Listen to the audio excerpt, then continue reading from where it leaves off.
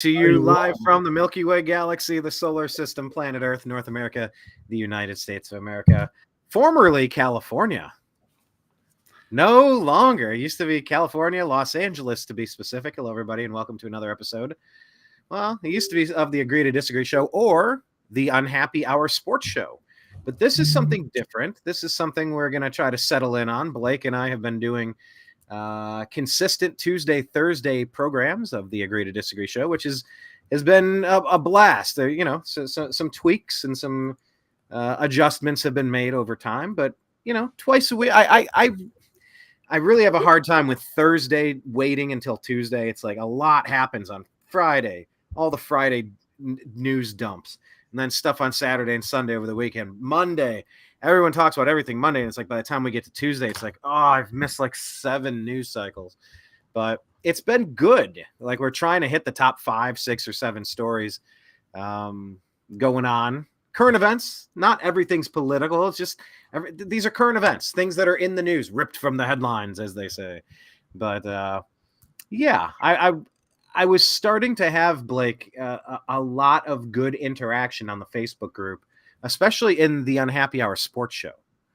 And so, by the way, if you're watching on Facebook or on Facebook, go back into Facebook. There's a YouTube link. It'll take you right there where your comments, I can read them. You get to see the whole show. It's Blake on screen. It's me on screen. We got to find a way to get you the link so that you can join the show as well, because I want to add different faces to this. I want this to Unholy Hoax. What up, yo? Welcome, Unholy Hoax. I like that little emoji.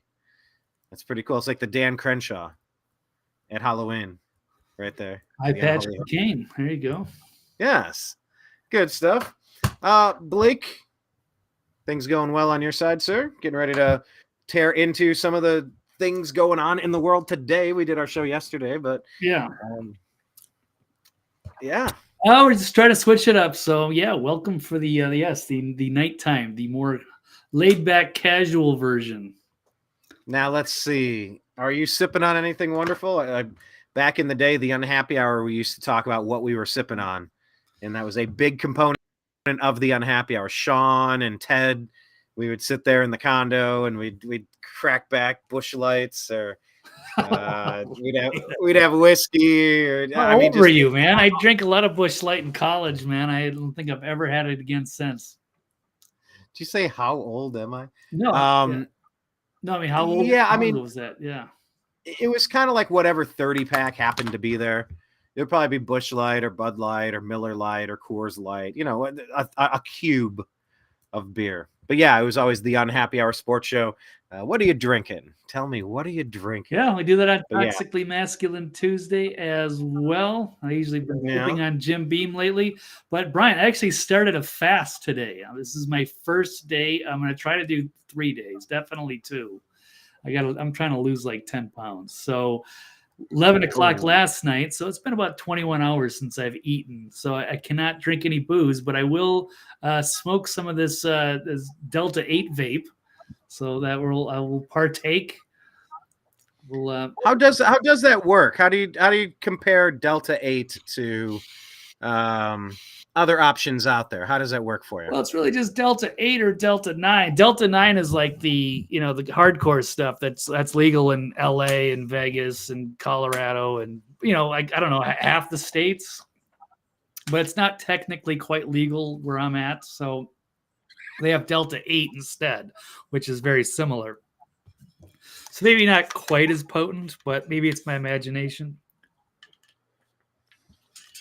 But it's not on par with like the good stuff I was getting in LA, Vegas, or the times that I drove through Colorado. But it does the job, so I'm happy with it. Excellent. Well, Welcome to the laid-back version of today's show. We're going to talk about any of the stories. I want this to be like dreamer. I want this to be viewer-driven. Yeah. What's that? No, I was taking the words out of your mouth. Listener-driven. Yeah, I gotta find the way to get the link out. Share screen. See, here's invite guests. I guess I do have the link.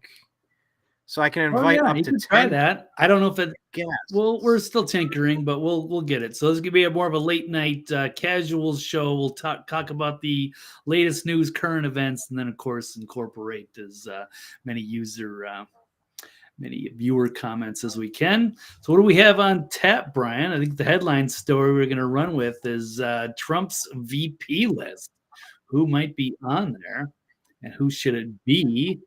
Got some of these things I haven't entirely been through. I was kind of digging for stories, so we can go through some of them together. We got one for Lousy U.S. subway system is the price of freedom. That's going to be interesting. That's actually one I did see. That's with Jon Stewart, and a comment that he made on his new show. He's doing the Daily Show again. Actually, my background kind of looks like the Daily Show now that I think about it. But yeah, he's back to doing the Daily Show, but just on Monday, kind of like Jay Leno took over for Johnny Carson on Mondays to switch it up. So I'm happy to have him back. But yeah, he's definitely going to get some criticism for the last week's episode, which was really just this week, I should say. It's a couple days ago. We've also got that Amazon driver. Does he deserve jail for the migrant meddling? Interference. They're trying to squeeze these into short sentences. We've also got Boris Johnson interview. Is it well worth $1 million? And Google's Gemini AI program, is it racist? Got a few, Brian. Have you figured out your Facebook thing? Got one more. How about white people stole all music from black people? Oh, wonderful. Yeah. Another offering. Yeah. No, it's weird, Blake. I'm here. I'm on Facebook, but I'm in the desktop version. I almost never go on the here. Let me try in the comments here. But when I'm clicking to leave a comment, everything's freeze. Oh, here we go. Yeah. So yeah, Blake, if you want to get started for a second, it looks like I might be able to enter the link for people to join the show. That would be perfect. All right. That would be absolutely perfect here. So if you want to just maybe get started, I'll work in the background here. Yeah. We got Rick and Dreamer and Unholy already, and then we'll see what happens as we figure this out and see how the show does more of the nighttime atmosphere. And Brian, I found another one for I didn't even put in the stack. It was about a Chipotle. Are they going to be under fire? They're going to be the next Bud Light. They're going to endure a major boycott. It's another story to dig into. I don't know what else you found, Brian.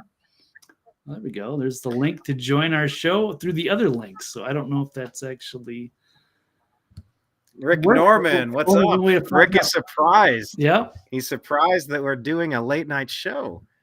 Yeah, we got regulars, man. See, we need to put out the tip jar. You can go to patreon.com/the New American Media. That's a way to do the tip jar. Blake, where's your tip jar at? Since we got regulars. Well, yeah, because we got rid of the PayPal. I do have a Cash App, and I don't know.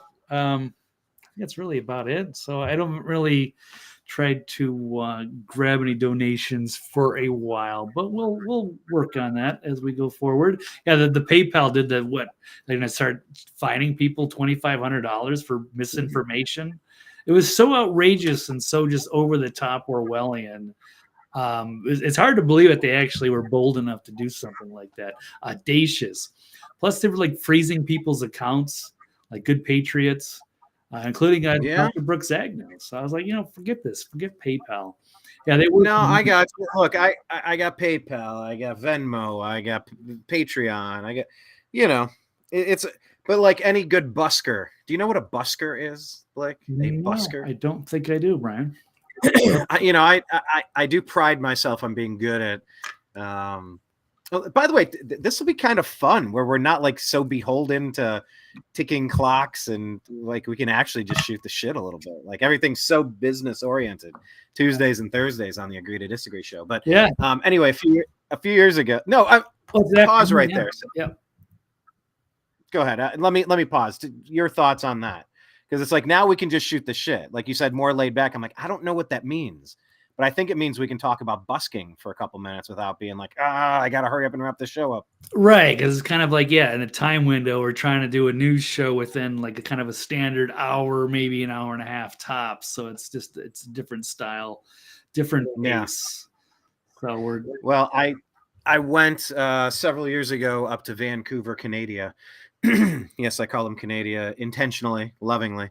Oh, our neighbors to the north, please jettison that Justin Trudeau feller and bring some sanity back, please. We need you to be strong, not whatever you are now. But The truckers I were went to strong, Vancouver. so there is some hope. They didn't just completely roll over, because that was pretty impressive.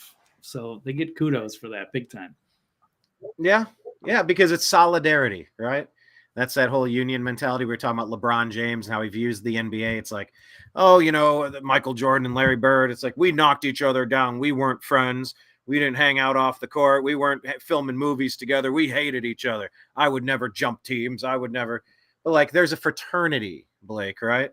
So like, journalists kind of stick together. Athletes stick together. You're in a fraternity, So to some extent. Because you're all in it together, you're all in the league, and Not really. geez, No, I think half the show, people. I don't know. I don't know how to picture that, because I mean, we're just like talking about Julian Assange, and there's so many like supposed journal, like all journalists should be gathering together to say, hey, this is BS, free this man, and instead you got half of them just basically calling for his execution. So it's awful. He's got regime propagandists. So I don't even know what he defined as a journalist these days. So that's true. It's a lost. It's not the same as it once was, where it was like people like really trying to speak truth to power and make waves and doing something, rather than you're just working for the powers that be and going after anybody else and trying to silence your opposition. YouTube, was about the people, until they started getting too powerful voices, and then all of a sudden they had to crack down, and now it's the big dog. Oh yeah, they did. Right. So they sure did. YouTube used to be awesome. I don't know if people are old enough to remember the inception of YouTube, but the first few years, man, before they sold out, I forget the timeline exactly, because what, Alphabet owns Google, yeah. So I guess that's all part of Alphabet, and we're going to talk about that one, because the Google's Gemini AI, that's a new to me. Well, here, let's shift over to that, since we happen to be on it. We'll get back to Trump's VP list, but here's the thing I want to tell people watching on Facebook. I sent out a link. It says up to 10 guests can join by clicking studio.restream.io/blah blah blah blah blah. Click the link, and I believe you're going to pop up, if you're like on a laptop or on a phone, that you would be able to join today's show. Nice. So if you do that, that would be awesome. Because then we could go to like a 3-screen panel. Oh, how fun would that be? You want like your live callers? Yes. Oh, I don't know. Yes, I do. But we'll see. Yes, I do. Open line Wednesdays. Oh my God. I don't know. We'll see. All right. No, I will say, here, let me tag. How do I tag? Because Sal used to join us in the evenings. He was essentially the producer for the Unhappy Hour late night show. And so Sal, I believe he's in Georgia. He said he found the Agree to Disagree show 12 years ago when I don't want to put words in his mouth and screw up the story. Forgive me if I screw this up, Sal, but I think he said he was serving in Iraq or something, or he had previously served, but then he caught our show. We were talking about Ron Paul and all of that stuff in 2011, 2012 or something. And then he also stuck around for the sports. And it's like, he's hilarious in the sports group. He's got an opinion on everything. But like every time there was a period where I was doing late night shows in the garage, and Sal was joining. I'm like, what's up? We just bring him on camera, and he and I were co-hosting the show, and we were talking to find ways to grow the show for him to help, kind of co-pilot the evening Unhappy Hour sports show. So anyway, there's a link in the Agree to Disagree show and the Unhappy Hour sports show. If you click the link, it says restream.io. You can join today's show. I would love for you to do that and get some of your opinions. I think that'd be the coolest right now. But anyway, I digress. All right, Blake, how about we start with Google's Gemini AI program, shall we? Yeah, we can start there. I was looking for a tweak that I saw somebody had about about it, and now I can't find it. I don't know if I saved it or not, but I do have a story about it, so we can definitely start there because I haven't gotten into all of it. Have you gotten into a lot of the AI? Have you gotten into the chat GPTs, and have you fiddled around in there yet? Are you making movies yet? Like, barely, but I want to. I'm really impressed. I don't know if I should be more impressed or more terrified of the AI because it's getting way too realistic, way too fast. I don't know if most people are ready to handle this kind of stuff. We've already seen like some of the woke stuff, and we've seen changes with it. So I don't know, like maybe they were getting too accurate. They were really zeroing in too much on the truth, and they decided they had to kind of stop it before it challenged the narrative too much. I don't know. There's many ways of looking at it, and depending on what it's even putting out, whether it's writing news articles or giving you information, or if it's making artwork, or the videos are fantastic. Some of it's over the top and it's impressive, but who knows how that's going to affect everything. Blake, have you had a chance to go into watch the entire George Carlin stand-up clip, stand-up video, the AI generated one? No, I'm 10 minutes in, about 8 minutes in. No, I've only seen a few minutes of it, so I've kind of zipped around to a few other parts. But mostly what I watched was the first few minutes. So how far through are you, Brian? Yeah, like 8 to 10 minutes. Because it's like I usually click on it and then I try to start doing other things. But it's like you said, it's kind of impressive. And so it's like with the images and stuff that are going on, like that's half the story. I don't want to get distracted and miss having that. I'm hearing that beep in the studio. Yeah, there's hold on a second.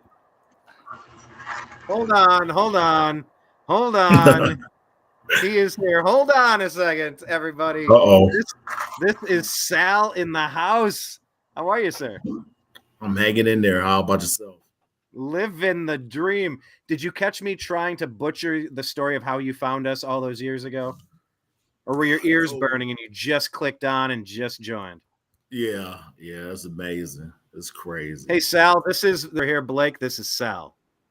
Hello. Nice to meet you. How's it going, sir?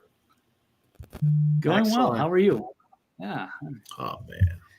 Had an awesome day today. Oh, man. What made it awesome? Spread some good energy. All Blake and I do is doom and gloom, shit falling to hell. Like, give me something good. I know, man. I like to take my kids when I have time to spend with my children. I like to take them out and about. I live in the Atlanta, metro Atlanta area. So we went to the High Museum where they were able to see some artwork, and come to find out every Wednesday they have it where it's free. Every third Wednesday is free where the kids can come in and look at art and enjoy music, and they have snacks and things. So it's very awesome. We had a very nice day. You won me over with free. That does sound fantastic. Especially with two kids, it doubles up really fast.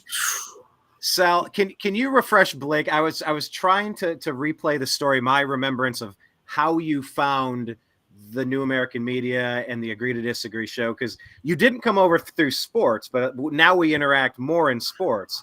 But didn't you come through the news side of things? It was on the news side because at that time it was the news side, because it was a mix of both at that certain time. I want to say it was like maybe 2000 and because we got going somewhere around 2011, 2012, something like that. Yeah, I forget the date we started, but yeah, you've been around for a long time. Oh yes. So it was around that time. I was at that time I was overseas. I was a contractor overseas. Contractor. I was contracting. I was working for Northrop Grumman. I was working for Northrop Grumman. It's like an Air Force subcontractor situation. So I worked there, and I ended up running into the site. And I was like, oh, they talking about Cleveland stuff. So that's what won me right over because you'd be homesick. And I was hearing a lot of Cleveland stuff, and I was like, okay. Now, where are you from originally? I'm wearing my Cleveland Cavaliers black camouflage Cavs hat, which I think is sick. I think it's one of the coolest hats I've ever had. But I'm from East Cleveland, Ohio. Okay. East Cleveland, Ohio. Blake is from Minnesota. So he watched Kirby Puckett bring home a championship. Prince, Prince. Oh, Prince. Definitely. What else is Minneapolis known for besides the squad? Oh, Sal, I saw your drink. What are you sipping on tonight? Blake's in a fast, and I just had some water. But you got the red Solo cup in honor of Toby Keith, I think. Oh yeah. I got Woodford Reserve with a lime. Oh, nice. So with a lime, huh? Squeezed lime, like a whole lime, and ice. Do you have one of those? You cut it in half, and you got the press, and you get all of it, or do you grind it? I'm old school. I'm old school. I roll it on the table. Oh, you gotta, Blake. You're a bartender too. Do you roll the lime in the lemon on the table? Do you kind of give it the you loosen up all the flesh? You get all that juice going. Do you ever do that? Nope. Cut it in half and threw it right in that squeezer, man. That was about it. I didn't spend that much time with it. No, now you got me thinking. I do have some Rittenhouse rye over here. Maybe I will get a little bit of that in honor of Kyle Rittenhouse being dragged again in the news the past week. Oh my God. I know. Okay, hey, Sal, let's jump into the stories and just hang with us, man. Like, I'm happy to see you, and let's shoot the shit. Let's go through what's in the news, and let's get Sal's take on it. This is awesome, mixing up the energy here, Blake. This is fun already. I'm so happy. I'm glad you sold me on this idea for an evening show. I am a night owl at heart. Like, this is where all my creative juices start flowing. Yeah. I've tried to incorporate the 3 p.m. Tuesday, Thursday. Like, it's been fun. But like, I am a night owl. Blake and I have been 11. Yeah. Oh, is it 11? Oh shit, we called it the 11:11 show for a while, didn't we? Oh God, I forgot about that. Yeah, Blake, we went live on the Unhappy Hour at 11:11. At least 2 or 3, or it started becoming a trend. It was the 11:11 show. Maybe we'll call it that if I can stay up that late. But anyway, I digress. Let me shut up. Yeah, go. Let's talk about what Rick Norman is saying here. We were talking about this, Sal, starting off with Google and AI, the AI programs. Have you been doing a lot of stuff with virtual reality, not virtual reality, with artificial intelligence, with Chat GPT? Have you been messing around in that universe yet? Yes, I have. I'm going to school, and last time we talked, I'm still in school working on my degree in healthcare management, and okay. I would use I can't think of what I use, but like to help me with my paper, because you'll write a paper and you'll have it so that you have a certain amount of pages that you need for the paper. So just say, for instance, if I'm writing a paper and I get to 5 pages or 6 pages, and I need to get it to 15 pages. So I'll use the AI, and the AI would spread it out and use all these different words and suffixes and everything, and it sets it up where you'll be able to have the extra little fluff to make it to where it needs to be. And you just read over it, and then you just change whatever else that comes along with it and run it through again, and then you can't use it a lot, but you can use it. It's something that's used in academia. Yeah, I haven't had the opportunity to mess around with it. Blake said he messed around with it a little bit. And Blake, do you want to read that quote real quick that's on the screen there? Because we're kind of discussing AI, and do we love it? Do we hate it? How do we feel about it? Which quote? Are we talking about the headline, or are we talking about what's on the screen right here? The Rick Norman. Yeah, we're part talking right about there. AI's its ability to fabricate a situation that didn't happen. Recall the Star Trek episode Wolf in the Fold. Computer forged a false murder.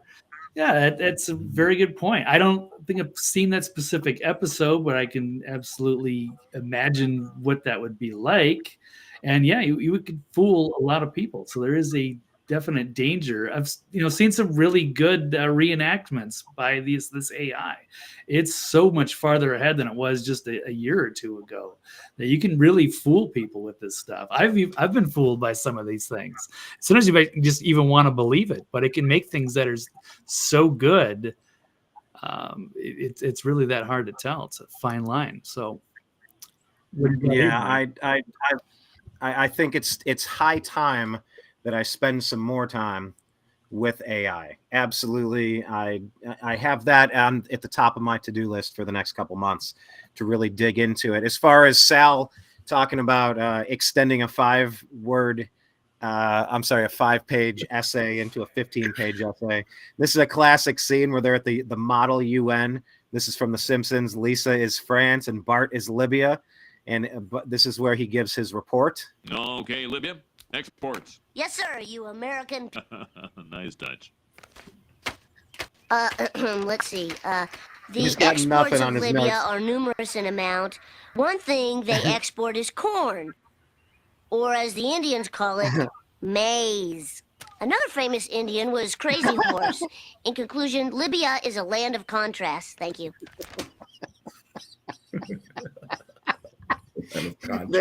There he was. He took 0 pages and he turned it into a verbal report right there. Yeah. That's kind of what you got. Nothing, Sal, and then you get 15 pages out of 5. Yeah, Something like yeah. that. Or as the Indians called it, maize. All right. Well, let's jump into the stories here. We were talking about Google's Gemini AI program. Blake, walk us through. What do we got here? Well, this is out of Modernities, Paul Joseph Watson's blog here. He's got, yes, Google's Gemini AI blasted for eliminating white people from image searches. And I did find the tweet that I was talking about. Let me pull this one up. It was from Tim Pool saying that Google is racist because they asked it to make a picture of a white family. And then the AI said, well, I understand your requests. I'm unable to generate images that specify ethnicity or race. It's against my guidelines to create content that could be discriminatory or promote harmful stereotypes. But is this real? Yeah, this is real. So this is what, I don't know if this is the Grok. No, this is the chat. This is obviously the Google version that they're asking questions just to test how far it will go. And a lot of people have been complaining they've been putting woke stuff in it or what have you, that it's definitely biased. This is even more over the top than we thought, or at least this version of Google's AI. So, but then it goes on to say, instead, I can offer you images of families that celebrate diversity and inclusivity, featuring people of various ethnicities and backgrounds. Would you be interested in that? And so it says, oh, okay, well, then make a picture of a black family. And so it shows this odd picture. And there's another one down here. Wow. And so here's the article, getting back to the Watson article here. It says even Vikings were black. Apparently, I haven't seen all the photos here. What? Yeah, so Google's Gemini AI. Yeah, Blake, hold on. Let me pause right there. We were talking about Cleveland sports. You're a Minnesota guy. So you had black Vikings like Herschel Walker, right? Of course. Chris Carter, yes. Right? Yeah, absolutely. Sal, name a few black Vikings for me. I don't know who. Just say Justin Jefferson, Jordan Addison, Randy Moss. There's Chris Carter, all those great years. Robert Smith from your Ohio State. Anyway. That's right. No, this is pretty wild. I mean, a lot of this is going to be a little bit of self-reporting, but I mean, on the surface, that is kind of bizarre.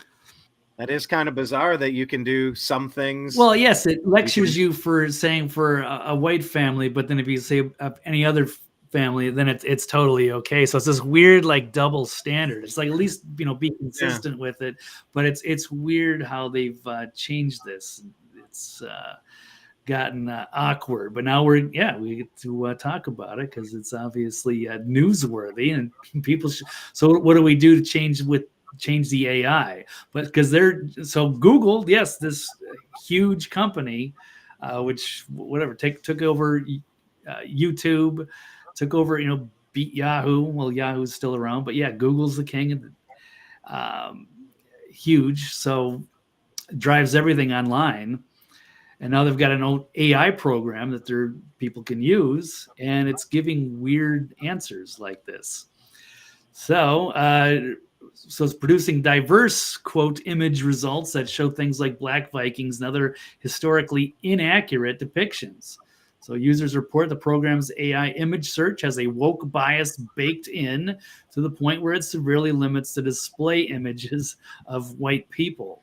One person searched for typical images of Australians, Americans, Germans, and Brits, and was given this in response. So I guess here it is. What? So this is the Australians. These are the American women, British women, and German women. I mean, it's it's absurd, over the top. It's hilarious, but wow. There we go. They guess they deserve the roasting, because how can a company of this importance be giving out biased information? That is so weird. I've found so many times now that I can't even do my searches on Google. I have to go 20, 30, 40, 50 searches deep to find the thing I'm literally looking for. They're just pushing up like fake content, the ones like intelligence agencies want you to have. Like I can't even find stories. I guess Yandex is a good one. DuckDuckGo is okay. What other search engines do you guys use? I use Start Page, which is basically Google without like tracking. I do like the DuckDuckGo. I should probably use the Brave browser more, but I have not. I really should just be getting I've never done Google Brave, and Chrome, and all that. I do like Firefox, but I don't use that a whole lot. Mostly Start Page, I guess. Even though you get the same stuff. DuckDuckGo sometimes actually has some pretty good stuff. Sometimes I get frustrated when I do a Start Page search and they give me the same Google results, and it's all like, New York Times, Washington Post, CNN. Yeah, the same like three places I will never read a story from unless it's for the irony or the comedy. Where do you run your searches, Sal? Same difference. I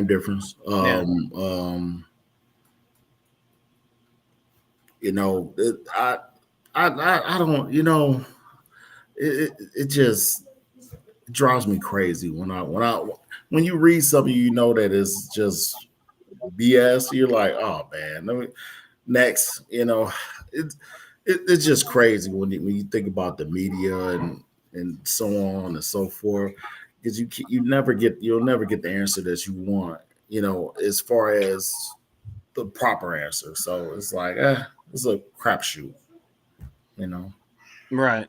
Yeah. No matter what you use. Come on now. Right. I shared something out earlier today. And it was something about in China, people don't watch the news. And they were surprised that people in America do, because in China, they realize that everything on the news is lies. Like it's just propaganda. Yeah. And they're surprised that people in America still believed that you were getting news from the news. That's kind of weird that Sal, does it seem like the Google Gemini AI program there, based on that article? First off, do you know Paul Joseph Watson? Do you watch his videos or read his stuff? No, sir. But I'm going to check it out. Yeah. Paul Joseph Watson's, what would you say, Blake? He's really good at that 5-minute video, breaking things down. Like, it's funny, it's fast, it's time sensitive. He makes some pretty good content. How would you describe him? Well, he was a prolific writer for InfoWars, and he writes, I don't know, seems like he wrote like 3 articles a day, maybe even more. He's like a writing machine. Then he got into vlogging. I don't know, probably right around the same time I did, I think. Yeah. Anyway, he does very good content. It's snarky and interesting, but he does, make some really good arguments about a lot of stuff. So people should go and watch what he does. He's still affiliated with InfoWars. I don't know if they just kind of cross promote or collaborate. He was doing his own spinoffs, but yes, now he's on Modernity, which is his new website. But interesting media character. Sal, with that story that we were just looking at there, what's your take on it? Because it's like whatever we're going to get out of AI, we're going to get because it was programmed to be that way. Right. So when we're getting answers like this and you're getting blocked on certain queries like that, I mean, how do you process that? You know what? I don't know if you ever heard of a rapper named David Banner.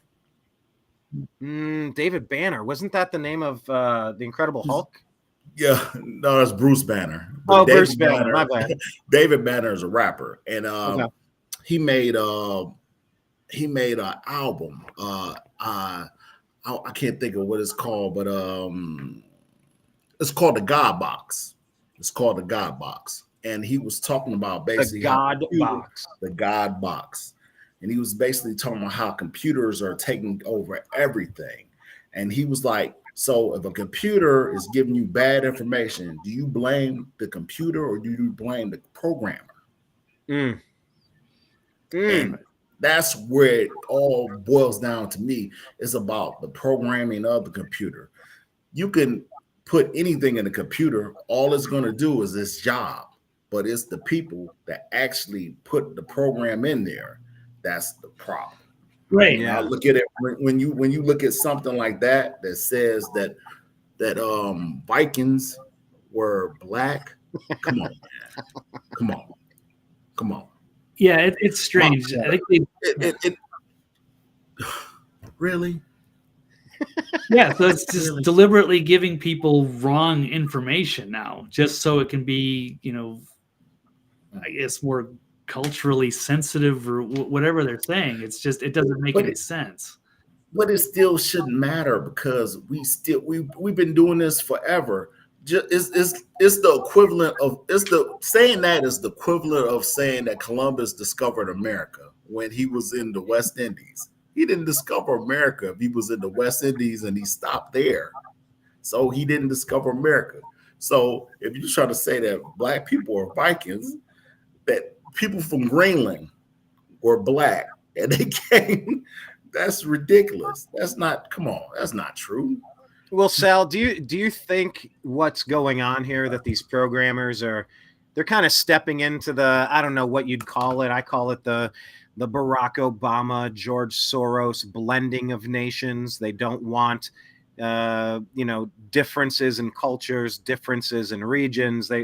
They want everything to be the World Health Organization. There's like one unelected group that rules over the entire planet. They want a homogenous society. They don't want like a history of state to state or country to country.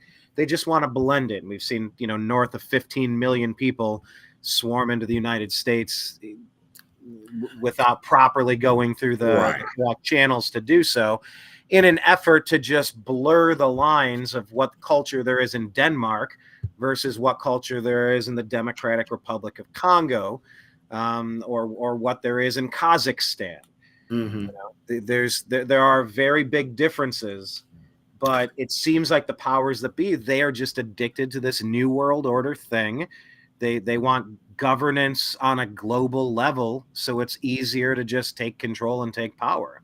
Do you buy into some of that stuff, all that stuff, or where do you? I buy into all of it, because when you look at the concept of it all, when you look at the bigger picture, everybody that's doing this, they've been doing this for years. When you got a congressman that, first of all, when you got people that's in Congress, people kill me with this. The president does all that. The president can't do nothing. It's the people that's in Congress that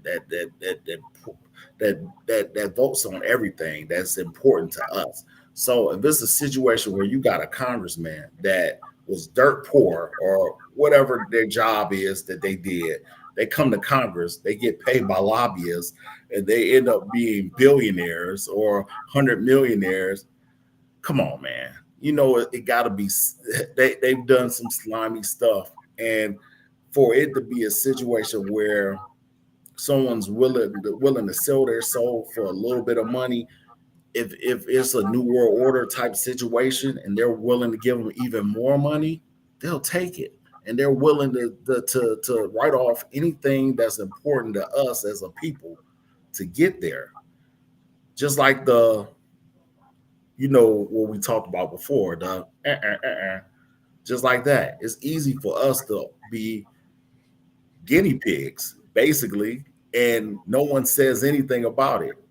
Now, all these different things are happening where people are falling out and all type of stuff because of the and no one's talking about that. That's people. Yeah, people's talking about like, oh, it's a new thing that people are getting sick from. Jamie Foxx was sick from something, and they said it was a mystery, some type of mystery something. And I'm like, wait a second, we're gonna blow over the fact that this man was sick, and he's so rich, he's mega rich that he's able to like beat it, but yet we're not gonna talk about this. People think he's cloned. It got to that point. Like Damar Hamlin. Exactly. We talked about that. Blake and I, we were talking yesterday on the Agree to Disagree show about clots. And I listened to Scott Adams talking about it as well. And he said he had a hard time finding all of the hit pieces. Like when you go through a Google search, they will usually stack the top 8 articles. So everything you see on the main page is a disputing what you're searching, right? Trying to fact check, debunked. But I believe what he said is that he was trying to find the debunks, and he couldn't even find the debunks. But I don't know what's going on here. But yeah, Blake, remember we covered that yesterday. It's just. Well, now they just want to fine you for even questioning it. Like they're already pulling that off in France, and if they could get away with it in other countries, they would. And if they could do it here, they would absolutely do it. Make it a crime to question anything. And then YouTube, I mean, we're already in danger. We got to dance around the issue because YouTube will, cut the feed. Exactly. Amazing. Who is it? I think Styx. I don't know if you watch Styx, Hex and Hammer, but I think he says honk honk. Anytime he tries to talk about the honk honk. I feel like somebody actually has one of those belts. One of those horns from the old timey bicycle. But yeah, it is a strange time where we're not allowed to discuss the important matters of the day. I call bullshit on that. That's why the Agree to Disagree show, the whole point is you can talk about any subject. And if you're touching nerves, you've kind of had your chance to go back and forth on it. I'm not changing my mind. I've heard your 5 best arguments and they suck. Let's agree to disagree. Let's move on to another topic.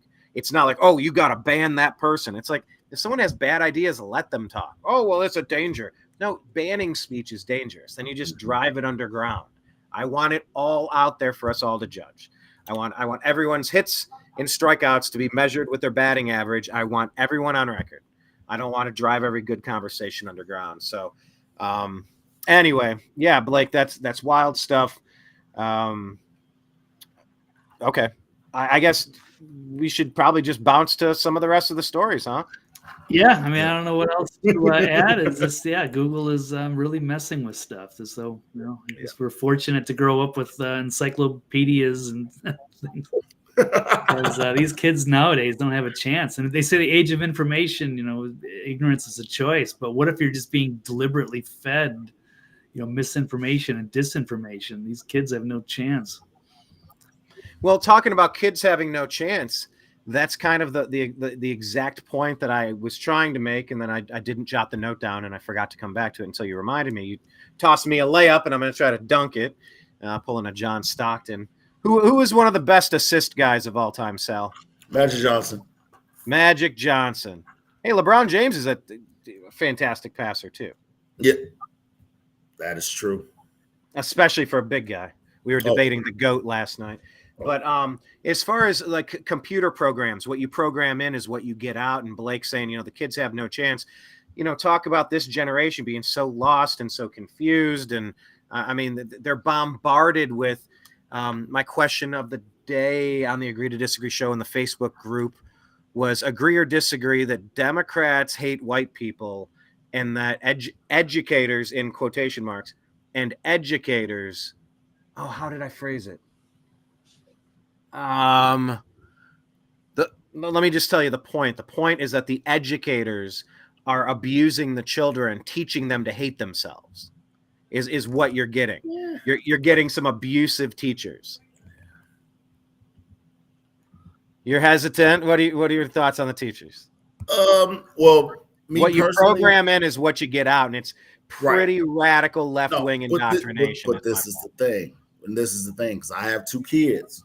So in Atlanta, by me being a father, it's not my job to allow just the teachers to teach my kid. Amen. By me being a smart individual, I'm going to have to teach my kids something also, because of the fact that if you depend on one person to teach your kid, you are setting them up to you setting up all type of crazy things to happen. There's a kid in my son's class that thinks he's a fairy, and it's accepted in the class. So by that same token, I have to talk to my son and let him know, hey, this is not acceptable. This is what his parents allow him to do, but you will not be doing that in my house.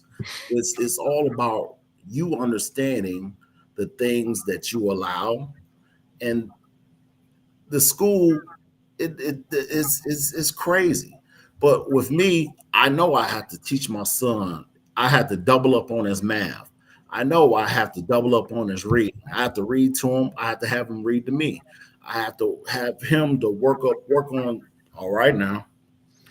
Yeah, you got me thinking about it. Sorry, Blake. No. All right I'm not now. trying to. But my whole thing is that you have to teach them. Hey, look, this is what I got on my table. Oh boy, how old are the kids?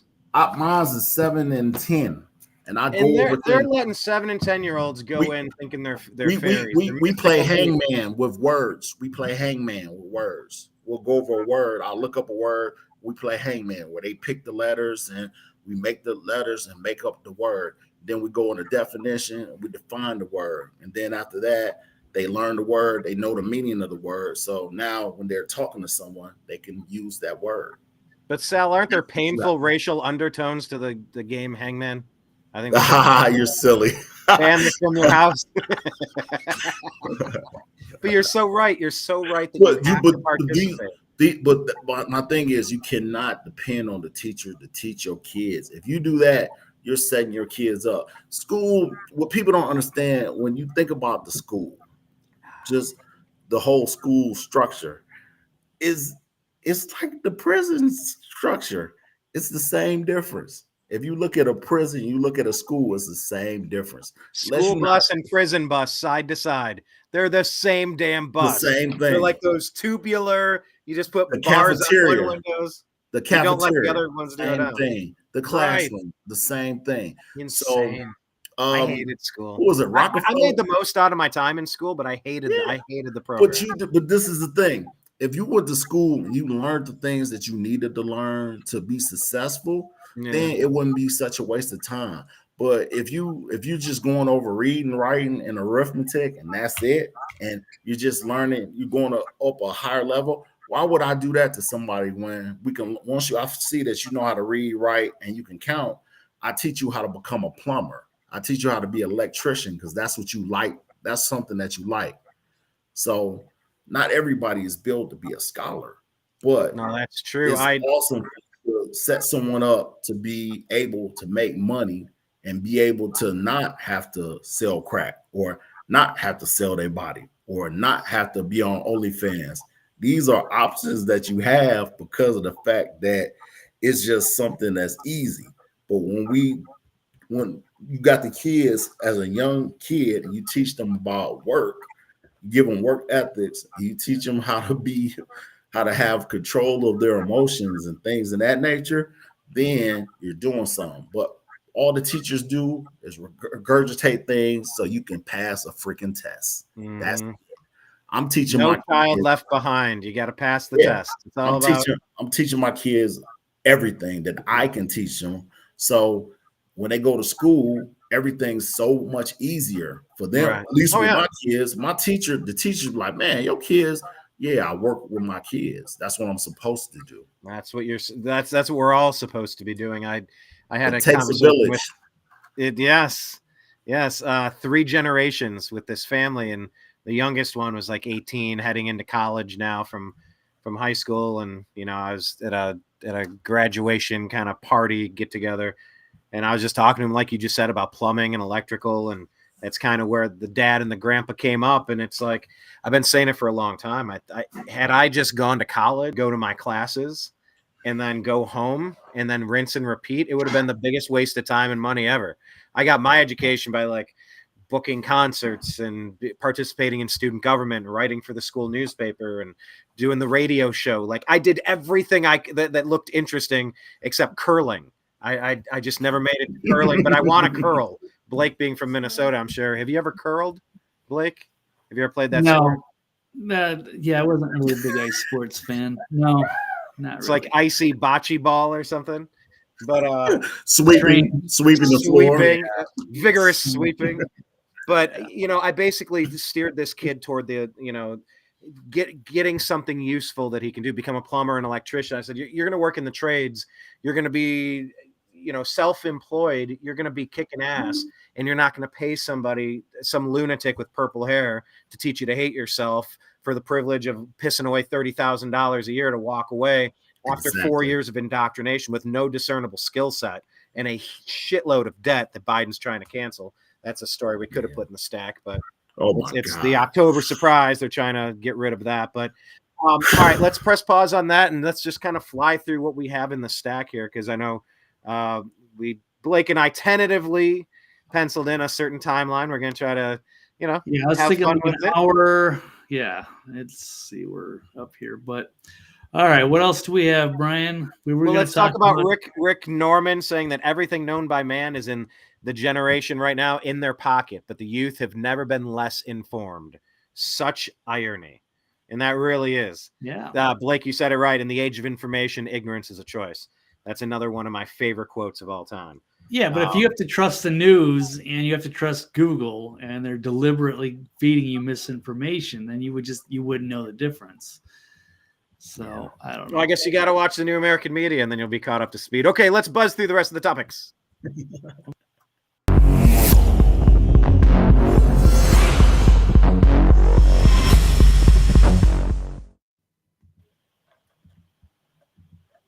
All right, this one was theoretically our number one story. Sal, did you watch this? Blake, I don't think you did. I did not. I was watching the highlights. And of course, I had several moments where I just like Trump's one-liner, his timing, perfect. Sal, did you watch it? Did you watch the Town Hall? Is that what you're saying? Town Hall yesterday, yeah. Okay, with Laura Ingraham. Ingram. Yes, it was her highest-rated show. Of course, it was. Of course, I did not see it, but yes, Brian, I think you were saying you did watch it, right? I'm gonna check it highlights. Yeah, I did watch some highlights. Did you have an article pulled up? Do you want me to kind of go through the Twitter feed I have here? You were saying, well, I think one of the questions I think that was brought up there, because I didn't get to see it, was that he's announced his short list, or maybe did it in the morning. So, and he said the short list here for VP candidates are Vivek Ramaswamy, Tim Scott, Ron DeSantis, Byron Donalds, Kristi Noem, and Tulsi Gabbard. So I don't know if we want to. It's from the town hall. The audience has been asked who they think would be a good choice, and various names came up. One of them was, of course, Vivek Ramaswamy. Yeah. He's made a big splash.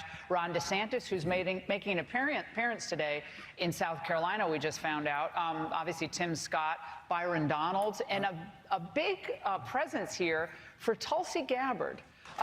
Very interesting. And Kristi Noem as well, I should say. Right. Are they all on your short list? And when can you? Oh, okay. I was just about to issue a correction to say that wasn't his list, but he said that they are. So I don't know if he's confirming something that was already known or if that was who people were voting for as potential picks. Yeah, I think the story kind of blended together a little bit there because, he said they are. And that's the right answer. I don't know if his short list would have been slightly different or name your top 4, name your top 6. I did like Byron Donalds. Are you guys familiar with Byron Donalds? I like what I've seen. That he was going to run for speaker, and then Right, yeah. I don't know if he didn't get the votes or what happened. But then the next thing you know, Mike Johnson got nominated, came out of nowhere. So, but yeah, he was floated around there when they couldn't, when they recalled McCarthy. But yeah, I like that. Tim Scott is a nice guy, a little too milk toast. But Byron Donalds is a very interesting choice. He definitely deserves consideration. Other than that, I mean, I just don't think there's any way Ron DeSantis and him are going to exist and work together. I think they would Ron wants to be the leader. I don't think he would want to take directives from Trump, and I think he could be more useful in like an attorney general capacity, or just staying as governor, waiting his turn if he wants to do so in 2028. I don't know. Otherwise, I like the other picks. Yeah, it's a very good list. I think those are all a strong consideration. They're all light years better than Mike Pence. Oh yeah. Oh, And Pence just came out saying he wants to see anybody other than Trump. Of course he did. Sal, any names on this short list that you liked? Is there a name that's not on the list that you would prefer to see as VP? Ramaswamy, I like him. He's a breath of fresh air. You know, I like him a lot. Yeah, I think he's been impressive in the cycle. He's introduced himself to the world, and him and Byron Donalds, a U.S. rep from Florida's, what did he say, the 16th? Yes. Byron, both of them, they can hold their own in a sword fight. And it's like, how often do you just have these limp noodle John McCain, Mitt Romney, and I'm talking about presidential candidate Romney, presidential candidate McCain, because I guess the slimy underbelly of what they really are in Congress is a different version of them. But just these weak, limp. I don't know how else to describe it, but you need someone that can articulate the vision that you have for the country. And so whether it's Byron Donalds or whether it's Vivek Ramaswamy, I think they both do a fantastic job laying out, the positive vision. It can't just be, I don't like what Biden's doing. Look what Biden's doing over here. It's terrible. I get by criticizing it, you're saying I would do the opposite. I understand that, but it's also about painting the picture. If I say purple elephant by the fireplace, you just saw a picture of purple elephant by the fireplace because I said it. You have to be able to speak that into existence. And that's why, Blake and I were discussing President's Day, the rankings list. People like Reagan and people like Trump, these are spokespeople. These are Hollywood spokespeople. They're TV celebrities. These are people that have been in the limelight their entire lives, and they're here to pump America up. Team America, let's go. We're the CEO of this country, and we're back, baby. We're number one. Like, that's the energy you want from somebody holding down that figurehead position. I will add, and that's what I like about Byron Donalds and Vivek, is they can articulate that positive vision of the next couple decades of America versus, more of the same. But I will add this point. Tulsi Gabbard, she was a longtime favorite of my brother's. He loved Tulsi Gabbard, thought she would be an excellent choice. Former Democrat, kind of left the reservation over there. Libertarian leanings, former military member. Yeah, I don't know. I just will once again call for President Trump to announce his list immediately and send all of these people out to all of the states that are going to be battlegrounds, allegedly, and get them pushing it. I want Vivek out every single week making speeches in the big states that need to be won. Let them articulate the vision of MAGA. Don't make it all about Trump. Trump needs to take a few steps back and let his team run the plays that he's calling. That's my professional opinion. Less Trump is better. Everyone knows what it felt like under Trump until China released what allegedly came out of Wuhan. So Tulsi, Byron, Vivek, I like all of them, and I'd be okay with any of them. Kristi Noem seems like a pretty obvious one. Any names on there that we didn't hear? I guess Carrie Lake, she's running for her own spot, but she wouldn't make a bad choice. Is there anyone that was left off the list, guys? Blake, first to you. Anyone off the list? Carrie Lake, Like would obviously stand out. I mean, yeah, even RFK Jr., I guess, to an extent. But I mean, I'd be happy with, Vivek for sure, Yeah, that and would be a good one. probably Tulsi and maybe Byron Donalds. Okay. I think those And are Sal? 3 of the best, and there's no. Isn't RFK Jr. Isn't he? He's going to be Third party candidate. Yeah. third party candidate, right? Yeah. Will he see it all I the way wanted, through? but I wanted him to go with Trump. Like I thought that would have been awesome. I like some of the medical freedom stuff that RFK Jr. brings to the table. Absolutely. The rest of his opinions, I think there's a lot. And I know, Blake, you're a big fan. You were at least a year ago. Yeah, I'm mostly a big fan. I mean, I wouldn't RFK. mind with the VP. I don't think I would vote for him over Trump. But No, I no, never. No. Yeah, not over Trump, but No. yeah, I think he'd be great in the Trump administration. Like, Yeah. Something. Tim Burchett is sensational, says Rick Norman. Who is Tim Burchett? I feel like didn't he play for the Colorado Rockies? He played first base. Oh, no, wait. I think about Dante Bichette. Dante Bichette, yeah. Dante Bichette. I was thinking Andre Scalaraga, but I meant to say Dante Bichette. I digress. Okay, so Tim Burchett. I'm not familiar, but I will have to take a look. I'm gonna look it up. Yeah, me also. All right. Well, you guys take a look at that, and then in the meantime, let's bounce to the next story here. We're going to talk about the lousy U.S. subway system. Is this the price of freedom? Do you agree or disagree on that one?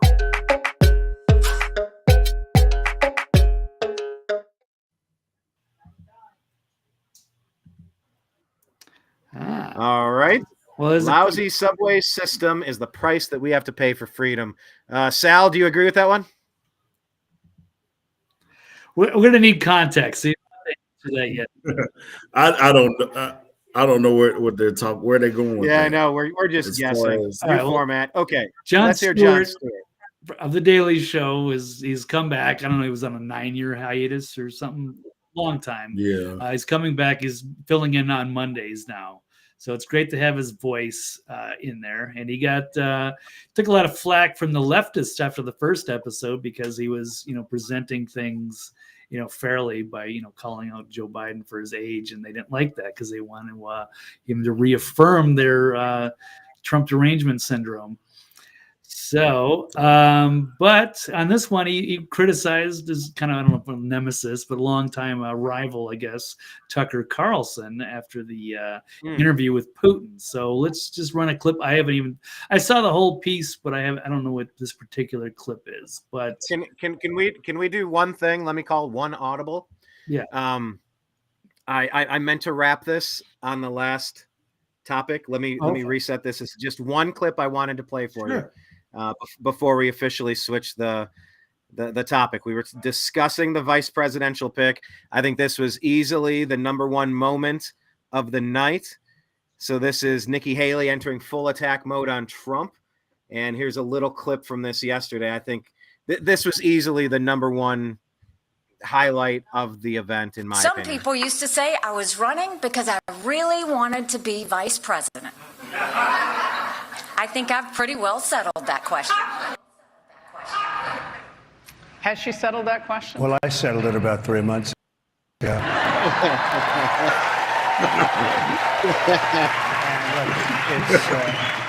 She's not working. I mean, just the timing, the right phraseology, only Rosie O'Donnell. Well, I settled that 3 months ago. Yeah, have you guys seen this clip yet? I just thought it was fantastic. No, good stuff. Yeah, perfect timing. Let's hear the end when he kind of discusses it. This might run into the clip Blake just played, but we'll see. Has she settled that question? Well, I settled it about 3 months ago.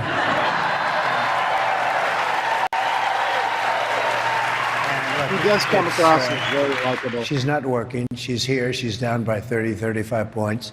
And everybody knows her. You're not supposed to lose your home state.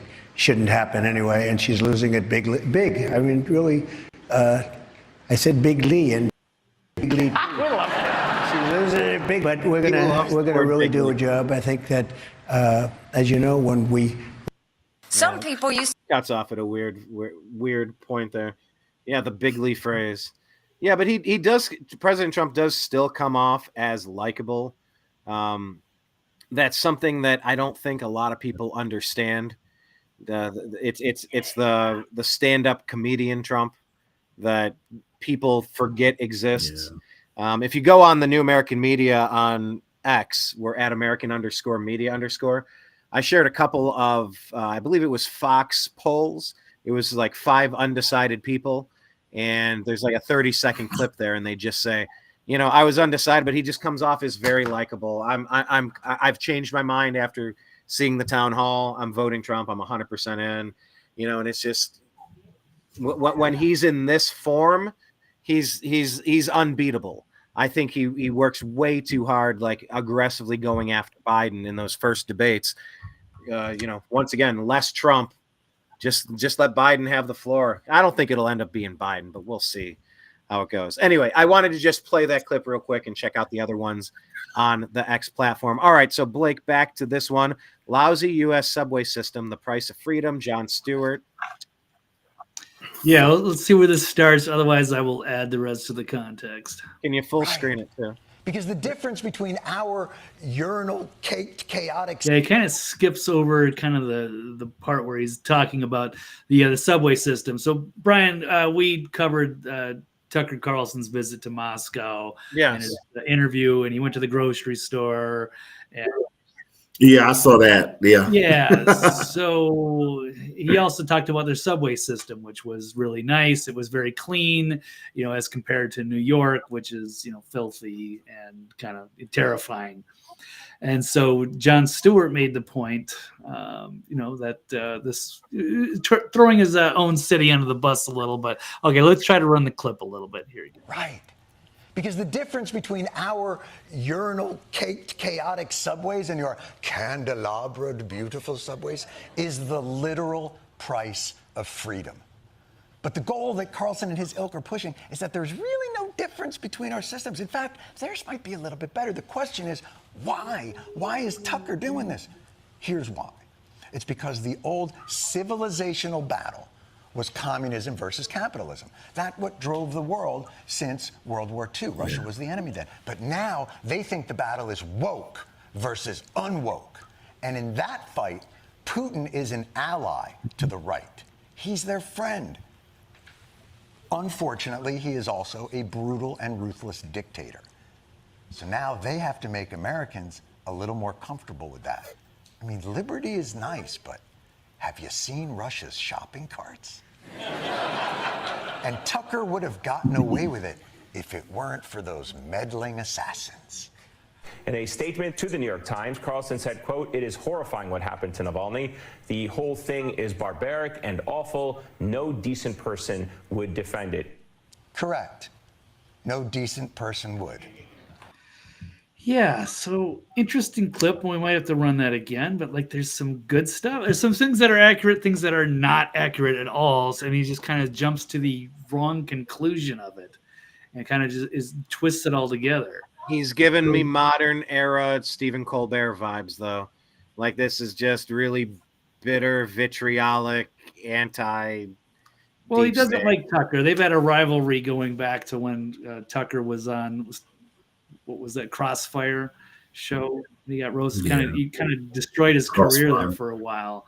So but I guess it's still continuing. And of course, John's got to get some points with his base with the leftists who were criticizing him last time because he's willing to think for himself and he doesn't just join with the cult followers that the left has become. But why does the subway system? Why the fact that he's conflating that with capitalism? We can run it again here. The screen is off. Oh, is it off again? Oh, do we share screen went off? Okay. Yes. While Blake finds that, Sal, thoughts? I look at it this way: when it comes to freedom, it's always a choice. My biggest thing that I like to talk about is me serving in the military. So I serve in the military, and like I think something that used to bug me that don't bug me anymore is in Atlanta, they'll have like a KKK rally, like downtown Atlanta at the state building. It'll be a KKK rally. I look at it this way. I don't believe in their thoughts, but I feel that they should be free. This is America. They have the freedom to present that. The people that's going to go along with that, they're going to go along with it anyway. The people that's not going to go along with it, they're not going to go along with it. So at the end of the day, I fought for them to be able to speak out. Do I agree with them? No, I don't agree. I don't agree with half of the stuff that I see, but I believe that your First Amendment right is for you to be able to do whatever you want to do, as long as you're not putting hands on anyone. You have freedom of speech. So as long as that's not bothering anyone, it's fine. But when you let your freedom of speech go too far, where you're trying to make kids think that there's something that they're not, then I have something to say, and that's right. Exactly. And I think where Jon Stewart kind of starts to lose me here is, like how dare he go interview the person at the center of what's leaning toward becoming a nuclear World War III? Isn't that exactly who you'd want to start having some communication with? Especially since the story that's coming out is that he's 3 times offered, like, I would like to stop this. I don't want this to continue anymore. And if it wasn't for the United States sending Ukraine more money to blow more stuff up and send more people off to their body bags, this would have been over a long time ago. Like, I'm sorry, Jon Stewart. Like, this is the conversation real journalists should be going to have. I'm not saying you buy any of his bullshit. You don't buy into the propaganda. He went to the grocery store. He did the little trip, because that's what you do. You compare societies and, oh, look at this. They told us it was living hell on earth. And look, it's actually not that bad. Actually, they've banned GMO foods. Actually, it's 1/3 the price. Actually, are you okay, USA? And that was kind of the gist of the Scott Adams show today. He was, thank God you don't live in Ukraine, where, wait a minute, that's all happening in the United States. Well, at least it's not totally corrupt, where they can steal your property like in all those communist countries. Oh, wait, they're trying to steal Trump's buildings in New York. Well, at least you have free and fair elections and you have full transparency like they did down in South America. Oh, wait. Okay. And then you list the several reasons there. And it's like, whatever we thought this country was supposed to be, we are so far from that, that promised land.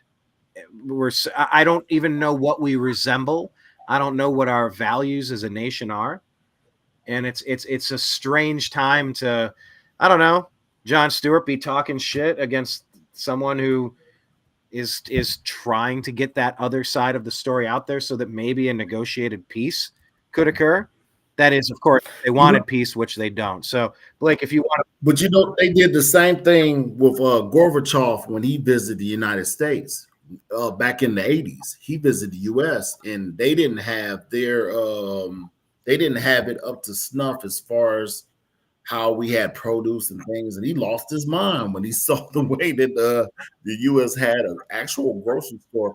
Yeah, you can look this up. Gorbachev, he went to visit the U.S. He lost. I mean, this is fresh meat. Oh my God, So I think it works both ways, But yeah, I think more communication is what this world needs, not less. Yeah. So Exactly. I don't know, for Jon Stewart looking all ghostly like Tom Hanks at the end of that movie where he got really skinny.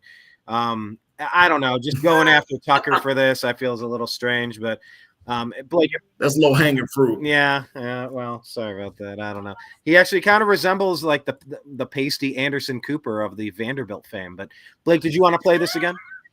Yeah, you just show like just a few parts of it that I think are just off, and it's just strange that he would bring that up. And yeah, he didn't really do a good job of criticizing. There wasn't much to criticize there, but he was just finding some reason to criticize him wherever he could. Like that was. But I think he is right where he said that woke against unwoke is what's going on. And what you have a Russian Orthodox conservative Putin. He's not being bullied into all of the woke stuff. He's not accepting that a 7-year-old is going to be a hobgoblin in their class. They're going to be a kitty cat and they need a litter box. Like, I'm sorry. There's adults in the room, and we're not playing we're not doing this. Like how did we get to this? And it's so Putin is the antithesis of that, and that is hugely important, very bigly important, as Trump would say, because in a way, some of the only battles that matter, of course, we don't want a nuclear proliferation event to happen. But my God, with millions streaming across the border, they're here, they're ready. The sleeper cells are here. Sal, I mean, they're here, they're ready. But yeah, I mean, we need to be having these conversations. Sal, you and I, we've never talked about the sleeper cells since this. No, we talked about it. Okay, yeah, I've been talking about it forever. So it's only been a popular issue lately with all the numbers from the southern border just dropping jaws and seeing migrant camps attacking police in New York City. It's turning into Mad Max Thunderdome. So anyway, I was hoping that Jon Stewart would come out a little stronger than this, but however you want to wrap this segment up. All right. Well, I was just saying, it's not like you can't have it one way or the other. And the way he's conflating these different things, like, we can't have a U.S. Nice subway system because it's the price of freedom. Doesn't even make any sense. Like when the New York subway system was built and brand new, it was probably amazing. People were wowed, of course, and as they should be. It was state of the art and amazing and beautiful. So, but now he's acting like, because we're a free country, we can't have that, or that's how they're trying to make these weird comparisons between us and Russia. And certainly Russia has its own issues. Yeah, we tie into the woke stuff as well. There's a bigger problem at play here that needs to be discussed. But it was weird how we kind of twisted these different things that didn't have any business being together. So I don't know if we can either play part of this. Candelabra, beautiful subways is the literal. We could have, but what is it of freedom? It's not the price of freedom. Why can't we still have nice stuff? Because we're not. If we were using our money better and putting it into our infrastructure rather than sending it over to Ukraine, or how many other things are we wasting money on? Exactly. Yeah, I would love to make the New York subway system better. It's got nothing to do with being a free country or not. So it was make the New York subway system great again. There you go. Yeah, you could. But yeah, it's a failing shithole. I think everybody's trying to leave New York, and even the truckers are getting a lot more vocal about this. So this might be key on. Sal, I don't know if you realize, but there was a moment in time. Blake was in Vegas and I was in LA, and then there was a moment in time where we overlapped at the same place in Los Angeles. Where was I going with that story, Blake? What were you literally I was talking saying? About the truckers. It was right before the truckers. I lost my train of thought. Okay. Oh, no, I think the main train of thought was just that we were talking about New York and the truckers and things falling to hell and the migrants attack. Migrant crime. That was another thing that President Trump said yesterday. Migrant crime numbers. And this is going to catch. And you're seeing the videos. It's just like these people that broke into the country. They're here. And while they're here, they're causing problems. Are you kidding me? But Blake and I. What do you expect? What's that? What do you really expect? Thank you. This is exactly what I would expect. Thank you very much. And this is what the rest of the country would expect, which is why this is something we've never done like this before. There's a reason. But Blake and I were seeing this in Los Angeles, and that what I was saying is what we're seeing out of New York now. It feels like what we were dealing with in Los Angeles. It was more meth heads and gangs, like the underbelly of the prostitution, the dealing, the violence, the theft, the burglary, the wanton violence. It was just like, this is stupid. I feel like I'm I'm the one sane person inside of an insane asylum. Clown world. Clown world. Yeah, that's what it is. Clown world. Because my thing is that if we don't put ourselves under the microscope, or we don't make it so that the people that commit crimes, they don't get punished or any of this. If we let them get away, what's going to happen with the migrants that come here? Yep. They're going to be able to do the same thing, and they'll do it even worse because of the fact that this is new to them. Yep. That's the whole thing. This is a new situation. So when you got a new situation, you see, when you think America, you think freedom, you think you can do whatever you want. In their mind, they thinking they can probably do whatever they want. And then at the end of the day, these are going to be the results. And this is what Dreamer Ultra is saying in the comment here that Blake pulled up. Jon Stewart is trying to normalize crime and crap at the subway, not buying it. Thank you. I agree. Let's raise our standards. Exactly. Oh, by the way, did you see Grant Cardone and Kevin O'Leary? They both decided today that they're pulling in all their investment deals out of New York immediately because of what they did to Trump and how they're like that this is no longer a safe environment to operate in. Like this is the scene before Gulch in Atlas Shrugged. This is right before Who is John Galt? This is right before everybody bounces when they've had enough and said, you know what? You don't appreciate us being here. Good luck on your own. And they all take off. They go inside. They find their alternate universe, their Gulch, and they take off. But yeah, Kevin O'Leary from all the TV shows and Grant Cardone, these are mega investors. They are all out supporting the concept of fairness and jurisprudence. Like Kevin O'Leary said, he goes, this isn't pro-Trump, anti-Trump. He goes, everything, whatever he did, he put up a value. He's asking for half the value of his place to get a loan out. He paid a bank. The bank had no complaints. They were paid on time. Everybody made money. There was no problem with the deal. This is the same deal that happens 1,000 times across the country every single day. And if you're going to penalize and you're going to try to steal his wealth like a communist country, we're done. We're divesting. We are no longer participating in business in your state. And this is what's happening. We're fleeing California. We are fleeing New York. We are being pushed out of these places. And it's a matter of trying to normalize the non-normal, Blake. Exactly. Right. Yep. Looks like it's a failing state now. So that's too bad. It's a great city. We had a good run. That turning into a dump. Yeah. Okay. All right. Anything else to add? But it's the historical thing that bugs me out about it. It's the historical things. The people that was there. Can you imagine those people, the patriots of our time? How would they look at us right now for the stuff that we're doing? Are you serious? Yeah. What would Ben Franklin say? What would Thomas Jefferson say today? Tell me. I would love to tune into the Thomas Paine podcast and hear what that mofo had to say. Or Christmas addicts. I took a bullet. Christmas addicts. I took a bullet for this. For this. Exactly. For this. All right. Blake, anything else to add on this subway story? Nope. I only got about 8 minutes to make this a nice hour and a half. All right, let's go. What about this story here? The Amazon driver deserves jail for migrant meddling. Does an Amazon driver deserve jail for migrant meddling? Agree or disagree? All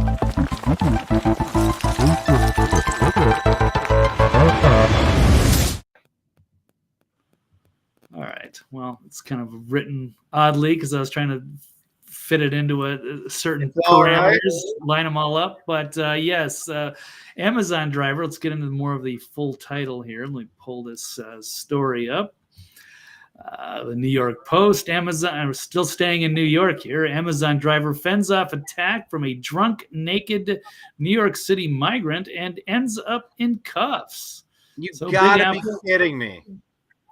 Right. So Amazon driver in the Big Apple said he had to slam a naked and drunk migrant in the head with a snowball to keep the deranged asylum seeker from making off with his packages. So only to find himself in handcuffs. So he's doing his job. He's delivering packages. And a drunken migrant comes out of there and starts trying to take stuff. The migrant, identified by police sources as Yason Sanchez, 26 years old, was allegedly stumbling drunk and clutching a beer bottle when the Amazon driver said he caught him red-handed. We've become Tijuana. We've become Cancun, Mexico during peak week. Right. So we caught him red-handed trying to make off with packages. And then he was unloading stuff, and a guy, like I guess it was exposed too. He had his penis out. He said the driver. Whoa. Yeah. Talk so about a package. Am I right? Am I right? Yes. So, yeah, really. Special delivery. Who needs a There you go. package? Drunk out of his mind, rowdy, and the driver said he had to protect himself. He didn't want the merchandise getting stolen. So, and he also heard about there was an unprovoked stabbing of another Amazon worker. So he said he saw a snow pile, picked up a piece, and he threw a snowball at him, and he fell. And then he spotted some cops, but then somehow it backfired. And because the drunk said that he had gotten punched in the face and told him there were cameras, but they still cuffed him. So Sanchez, he lived at a shelter just blocks away from the scene, was charged with petty larceny and public lewdness, and was released, of course, without bail in court on Monday. Unreal. He was bruised and attacked, but the driver, I guess, also got in trouble for that. Jesus. So crazy. Yeah. We had a resident troublemaker in our last neighborhood attacked the cop with a weapon, with a hammer. And it's like, oh, thankfully, at least this guy, he'll be off the streets for a little while now that he's busted. They dumped him back out on our streets the next day. Jesus. No bail, no accountability. This is a violent nut job. And that's when I said, I'm done with Los Angeles. I'm done. You don't want to protect the productive people here. No, thank you. I'm not doing it. You want to bend over backward for all of this criminal activity that's making your city unwalkable, unlivable, undrivable, unbelievable. I'm not doing it. Did this guy get arrested for a long time, or was it just a temporary handcuffing? Does it say that was he released later? Is he facing charges? Yeah. Later, it says both the migrant and the Amazon worker ended up in cuffs on the same day. Charged with third-degree assault charges. Yeah. So, yeah, they're going back and forth. But it's well, my point to everybody is flee blue cities and flee blue states. Sal, what's your take on this? I'm with you on that. This is crazy. Yeah, Georgia's supposed to be red, but no, it's red. Hey, trust me, it's red. Yeah, I know, but Fannie Willis is up to Fannie Willis stuff, and no. Chicago or New York. This is just something that they're trying to do. That's all. I don't think that she was qualified for the position that she was in. That's just my personal opinion. From the way that she's done things, I don't know what might happen to her, but she'd be lucky not to get jail time for what she did. Oh yeah. So at the end of the day, I think what's going to happen is she's going to take a little plea deal and she's going to just get off of it, and they're going to let her finish off her little finish it off. But excuse me, whoa. They're gonna get her up out of there. They're gonna tell her, "Hey, be quiet. You got a year or so left. Just do your year or so and go on." Right. She's been doing all type of stuff here, and I mean, I look at it as just this is a situation where I feel that some people get put up to doing certain things, and that's just what it is.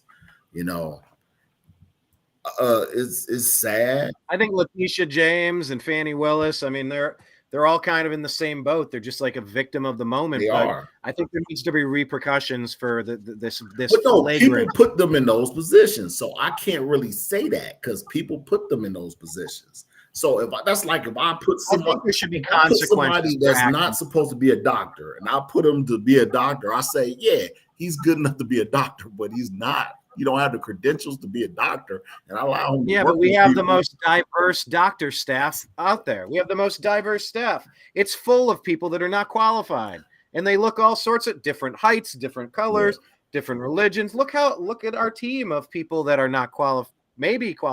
I don't know, qualifications, that's secondary compared to making sure we look like the 64 crayons in the box. We just want a lot of comparison. But the thing it's is, like, I just want competence. I just want competence. I want accountability. I want you to be accountable. If you mess up, okay, this is the thing. I don't expect anyone to be perfect, okay?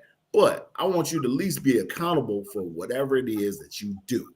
Just like with this whole thing with the Amazon, okay? So you mean to tell me that this person, this work Amazon, all he want to do is collect this check and go home? He's getting put in a position where he has to not only deliver the packages, but he has to fight off someone, fight off a package that he don't want. You know, he got to fight off that. That's ridiculous to me. It's bad enough he's got to do that, and for him to get in trouble for it, right? That doesn't make any sense. But the thing is that whole wokeness is, oh, we can't do this to him because he comes from Venezuela and he did this and that. No, wrong is wrong. If he's wrong, lock him up. Exactly. Yeah. And Blake, what's the name of that guy? Was it Daniel Shit? No, not Daniel Shit. The one who the Subway guy. I don't remember his name offhand. I should. Yeah, but there was a Subway guy. There was a guy that was bothering everybody on the train, and he put him in a hold, and the guy died. It's like the guy didn't want to participate in anything, but like this guy was aggressively threatening everybody within eyeshot, and he was the one man there who decided, all right, well, somebody has to help before this gets really bad. And look what New York's doing. They're prosecuting him. I don't think that he should be prosecuted, but I think he took it too far. Now, my thing is this, and the only reason why I say that is because I've worked security before. So because I work security, I know how strong I am. I know what I can do. So I shouldn't put you in the cobra clutch, all right? If I know that I could possibly. Well, I'll say one thing, and I don't have every. I'm talking about compared to somebody is crazy. You see this guy's crazy. That's my thing. And that's all I'm saying. Yeah. When you see someone's crazy, for him to do what he did, he's crazy. There's a thin line between being crazy and being like some, whatever. This person's crazy. That's it always made me super uncomfortable on public transportation, getting around people. Crazy. Like people scream in my face, and people like. There are a lot of things I do not participate. I do not care to relive a second time and roll the dice a second time. But my limited understanding on this case is that he put him in a hold, and then at some point the guy stopped, and then he started. There's a process that you revive a person, like in MMA. If you're grappling and they tap out, there's something you do to kind of jumpstart, like, and then they come back to. If you've ever seen someone put in a sleeper, there's something you do. I guess he did that. Like, he wasn't just out there trying to break necks. It wasn't dropping elbows and gratuitous violence. It was like, I'm restraining you. Okay, you've stopped. Let's revive you. Like those efforts were made. That's my limited understanding there. Okay, move along real quick, Blake. Just 2 highlights on 2 quick final stories, if you have it in you. Yeah, we got to let's get them done quick. I don't even know that much about them, but let's wrap this one up. Okay, what do you got, Brian? Boris Johnson interview. This is well worth $1 million. Agree or disagree? I think it's ridiculous. Yeah, I haven't really got into the story much, but just quick highlights. Tucker Carlson says Boris Johnson demanded $1 million for an interview, which is just insane on the surface, and I don't even need to see anything further. He's just obviously, I don't know.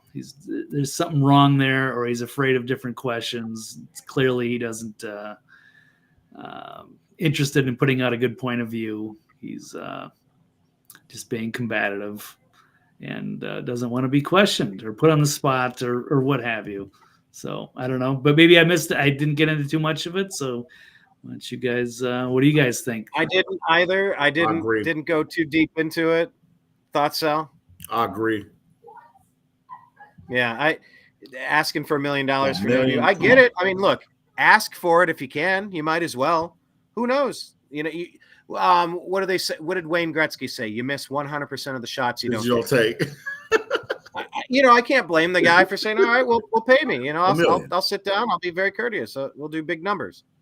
But, you know, it's a douchey thing to do, especially when you have a chance to get out on the number one show. It's like, yeah, you know, why are you pushing your luck here? Boris Johnson. I mean, I don't know. I don't have too much to add. The thing is let me give you some context. So Boris Johnson called Tucker Carlson as a tool of the Kremlin. And so he basically said, hey, well, maybe we could do an interview. Okay. They don't want any pushback on that because they know he's not a tool of the Kremlin, and they don't want to answer questions about what's really going on with the funding behind Ukraine and their war. So he got called out. Yeah. So he kind of ran his mouth, and then he got called out, and now he's just disappearing. Yep. He's ghosting it. It's not you, it's me. He should do it for free for the publicity and correct the record, but exactly he doesn't for a reason. Well, I guess we will put out there that we would also extend an invite to Boris Johnson to discuss some of the same topics that he might have discussed with Tucker Carlson. If he doesn't prefer their show, you can join us here. We'll set up the time. Just send me a message, Brian at the New American Media. Okay. Final story, and then we'll bounce on our second Tnam night show. No idea exactly how we're going to put this together, but I've enjoyed the different, I don't know. I feel like my brain is firing a little differently at this late hour. Blake, how does it feel to you? Is it? It's a different vibe. I'm used to doing shows day or night, so it doesn't really bother me a whole lot either way. It just depends on how the format. But anyway, final story. But yeah, it's been an interesting. You calling it number 2 show? Where was the first show? Tnam Night Show was maybe the first podcast that we did. You were over here maybe in 2019. Oh, okay. And so we did a Tnam Night Show. It was maybe 20, 30 minutes. It's on Spotify if you scroll all the way back. Tnam Night Show, I believe. But yeah, this is like the second one, just many years apart. Okay, well, interesting. I was curious about that. Yeah, it's been a while, so very good. Yeah, so the Tnam Night Show number 2, but then maybe we'll bring out the 11/11 show at some point as well, Sal. All right. Thanks for the reminder there. I love it. All right, what's going on here on MSNBC? What's up here? I was creating more controversy and more divisive stuff. So as a guest asserting that white people stole all music from black people, y'all created classical music. Y'all should have stuck with that. I don't think I made it that far into the interview. But here we go. This is a clip from MSNBC. I don't know if you saw our last block. We were talking about the conservative outcry over Beyonce's upcoming country album. One could joke this whole affair illustrates that the far right actually really hates cultural appropriation, but black people have always been a part of folk and country music. You want to weigh in on that? If white people hate cultural appropriation. I know he's asking her to weigh in.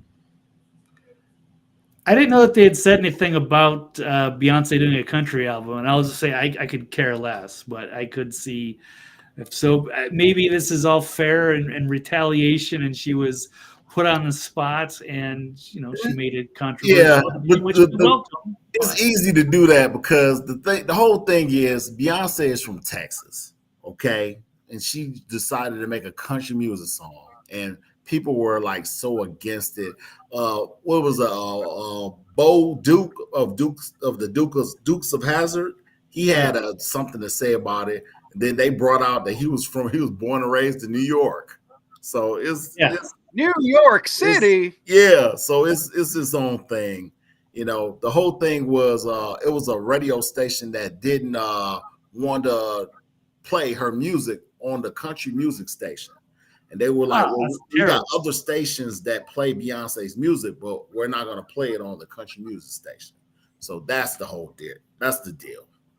Oh, that's lame anyway. Yeah. I mean, I'm not a big country music fan, but I think a couple of the country songs that I've heard in the last few years that actually stand out that I actually liked was does Lil Nas have one? And then there was the other one, the Old Town Road. Yeah. That's him. That was really good. And then, yeah, so I mean, I welcome the change. I don't know if I like some of the regular pop country. They almost kind of have to mix it with something else to make it interesting to me. Like, Big and Rich, Save a Horse, Ride a Cowboy, stuff like that. Or I appreciate the old country music, which was great. Classic country is fantastic, but I don't know. So I'm not that much of a traditionalist with it. So welcome it all. But yes, this lady was put on the spot, and here we go. Her response to that. And they shouldn't have created music because every form of music in America was stolen from Black people. Rock and roll, jazz, blues, country, pop music. So if you have a problem with cultural appropriation, y'all created classical music. Y'all could have stuck with that. Jesus. Roll the piano into this concert. You see what I'm saying? So it's like it only applies to the fact that we don't like this thing. We can't steal this thing. Right. Listen, we keep showing up. We keep Showing up and we keep doing well. Y'all let us do gymnastics. You saw what happened. Y'all let us do golf. You saw what happened. Now we in tennis. Listen, when we start. Hold on. Right. I brought this up in the beginning that he asked her to weigh in. Okay, that was the first joke I was making, and I kind of glided past everybody. But I'm bringing it up a second time because now she's saying y'all asked us to do gymnastics. I'm sorry, lady, you're not doing gymnastics. I'm going to weigh in on the topic. Sorry, nobody's asking you in good conscience to. Anyway, this is getting so. She didn't get to the point. That's the thing, and this is the thing. What most of us as a people, we get emotional. Instead of us going to talk about what the subject matter is, she done went far left. What she should have said was, this is how she felt about the music and let it be about music. But she decided to go left. And now it's not going to be, come on, man. Yeah, she took it too far. Yeah. And by the way, I love when people, who was the guy with the grill, Post Malone. Yeah. At the Super Bowl. He did America the Beautiful. Yeah. Now he's a rapper, right? Now I know he does play some guitar, but I kind of know him as a hip hop guy. No. I liked the rendition of America the Beautiful. I liked Run DMC and Walk This Way with Aerosmith. Anytime people cross genres, I think it's the coolest shit. I like when bands cross their own genres and they go from heavy, like a turntable and drop D tuning, and then they're doing an acoustic session. Like our band used to be that schizophrenic. I like covering your own songs. Right. I love seeing people play in different genres. I think it's the coolest stuff. So I don't know how anyone would have a problem with that. But this is the thing, and this is what you don't realize, and this is a cultural thing. You don't realize how much Black women love Beyonce. It's as much as mochaccino, frappuccino, pumpkin spice people like no wrong. So because of that, that's what makes it what it is. That's why she got an attitude. She's a member of what they call the Beehive. So that's the reason why it's the way it is. But has Beyonce also been bleaching her skin and dyeing her hair? Like, isn't she one of the people that you see over the 10 years and you go, there's some sort of change occurring here. You saw it with Michael Jackson. You saw it with, now, of course, Sammy Sosa had a different reason for it. Blake being a longtime Cubs fan, but there's something going on there, right? The people have said it. I'm not saying I believe. I don't care. I don't even pay attention to her. I think when it comes to a certain, when you get to a certain mark of fame, I think that you do things that are just ridiculous because you got to a point where you accumulated so much money, and how many cars can you buy? How many houses can you buy? So you start doing weird stuff. That's just what I get from it. Look at Britney Spears. She made hundreds of millions of dollars, and now she's like crazy. And that's the way we all look at her. But it's something deeper than that. And it has to be. Come on, man. Yeah. The pop world is a strange world, Blake. Did I interrupt her? Did she have some more to say here? I'm sorry. You did, but no. You had that's enough. Come on. Man. Yeah, no, it's interesting. They love her. She loves that woman. That comes from a place of love. She got love for Beyonce, and it's a cultural thing. They call themselves the Beehive. If you do anything wrong towards Beyonce, some of these women are willing to do like do whatever. You can look this stuff up, man. It's called the Beehive. You do not interrupt the Beehive. They love Beyonce. It's like scary. It's almost like a worshiping type deal. It's like a religion. They call themselves the Beehive. I'm trying to tell you, that's the reason why it's the way it is. That's why. Look at her face. That's why she feel the way she do. She loves Beyonce. So she just went all extra, not because of her ambivalence or hatred toward white people and white culture. No, it's along the lines of, you insulted me, I'm just gonna rain nuclear hell down on you. It's a Beyonce thing. I'm trying to tell you what I know. That's a Beyonce thing. It's real deep. I dated a woman that was into Beyonce so much that she spent like $800 to get like a substandard ticket to her concert in Atlanta. $800 for like a nosebleed session seat in the dome over here. Wow. So that's what I'm trying to get you to understand. It's a cultural thing. I'm trying to tell you. If you look it up, I'm trying to say, look up the all right. The Beehive. I get it. I've been on the wrong side of beehives before. I'll be on the wrong side of beehives again. You know, it's kind of like Taylor Swift. I've heard a couple songs. It's just like that. I thought Beyonce was okay in Austin Powers, a song or two. I don't hate completely.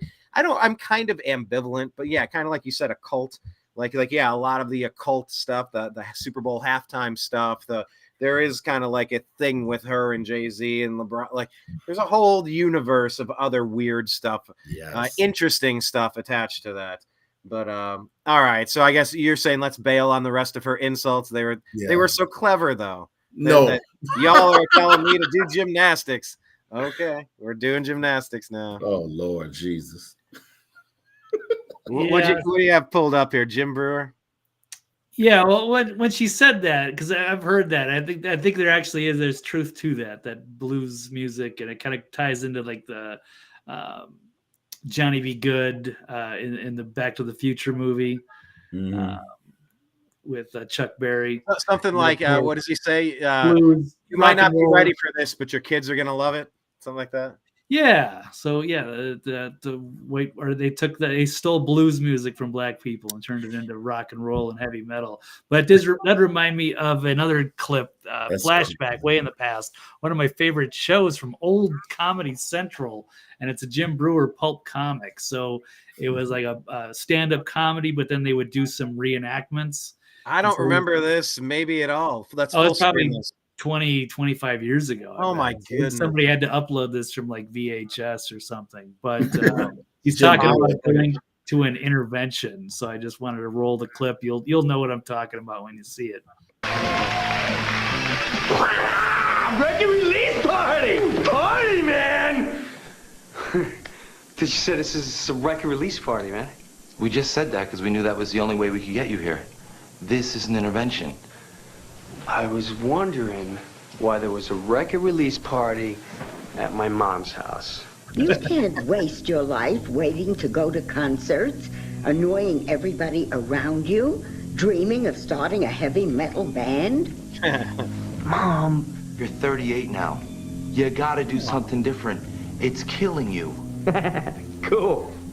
You're the coolest dad in the whole world, and I love you, but you need to take control of your life. Who are you? Jim, my music sucks. What's wrong with you? Who are you? I get paid to dress like this. What's your excuse? Listen to me. Heavy metal is just ripped off blues chords. You've been listening to stolen riffs your whole life, bitch. Oh my God. He just says him, bitch. Jesus. Yep. I've never seen that before. It was a great show, but yeah, it's probably it was over 20 years ago that I remember when it was on. Like was Jon Stewart hosting the Daily Show at that point? Yeah, who knows? It might have been Craig Kilborn. I don't know. No, I don't know if it's that old, but it's been around a while. Right. But they only ran it for like maybe a season, or I don't even remember there was that many episodes. It was a great concept. Jim Brewer's been pretty good lately. Very, very outspoken on the freedom issue. Yeah, absolutely. He's done some great. I've got a lot of his stuff. The COVID. I like all right. Say that again. I like them since Half Baked. No, yeah, of course. and Chappelle in there as well. All right, let's go around the table. Parting shots, final words. Sal.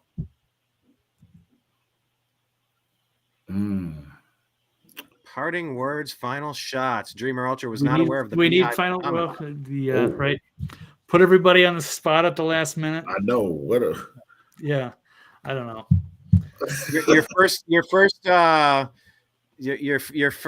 Sal sending me the dictionary of pop culture beehive. Okay, I'm all about this now.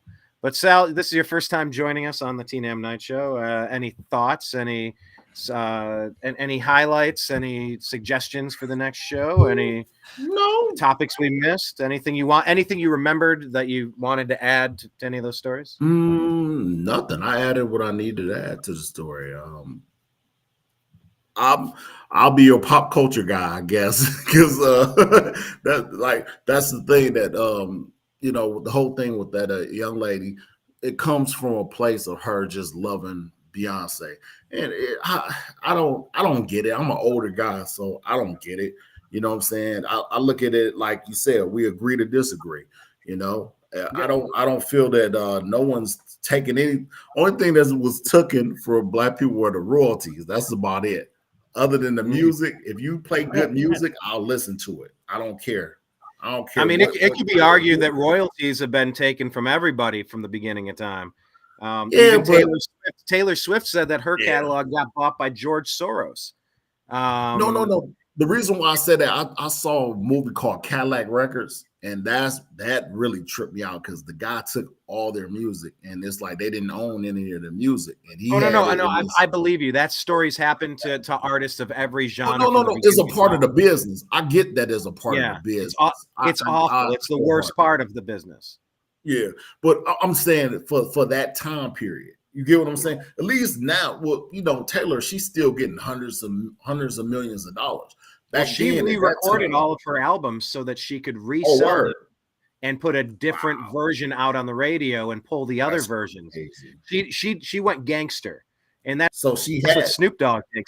Snoop Dogg went and bought the catalogs, and he goes, "No, I am the library now. You come to me." What Ford news to share? Right. It's like I am the library. It's been delightful, but I really do have to run. So, all right, good times. All right, Blake's final word. That's it. Stay tuned. All right, everybody. Yeah, take care. Thanks for a memorable Tnam number 2. All right, take care. Tnam show number 2. All right, Blake. See you later. Yeah, that's pretty much all I had to say on the matter. But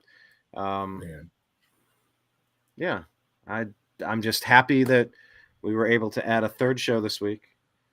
And now, where did you find us, Sal? Did you see it through the Facebook, The Unhappy Hour, the Agree to Disagree show? Where did you know to click to end up here? No, I checked I checked. You sent me the link. You sent it to me. Yeah, I need to figure out the best way to get like this open for anybody to jump in. Like I want to do just like straight sports shows, and I want to have more of an interaction thing. Like I definitely want to also start booking some of the guests that I had. Right.